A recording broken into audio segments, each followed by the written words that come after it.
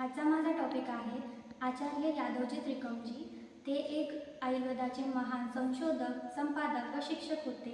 त्यांचे जन्म 1881 मध्ये गुजरातमध्ये पोरबंदर येथे झाले। त्यांचे मृत्यू वर्ष 1956 मध्ये झाले। त्यांच्या पित्याचे नाव श्री त्रिकमजी गोवर्धनजी होते। ते एक राजवैद्य होते। त्यांनी गुरु पंडित हरिहर कालिदास शास्त्री यांच्याकडून ज्ञान प्राप्त केले होते।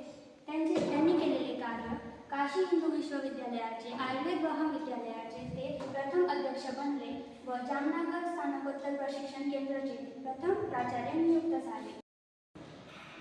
आचार्य यादवजी त्रिकमजी यांनी केलेली ग्रंथरचना अशी आहे की वयाच्या 18व्या वर्षी त्यांनी 1899 मध्ये माधव निदानावरील मधुकोष्टिका याचे संशोधन केले व 1901 मध्ये त्यांनी निर्णय प्रेसद्वारा त्याचे प्रकाशन केले। तसेच कविराज गणनाथ सेन यांनी लिहिलेली प्रत्यक्ष शारीरम या ग्रंथाचे त्यांनी गुजराती भाषामध्ये अनुवाद केला।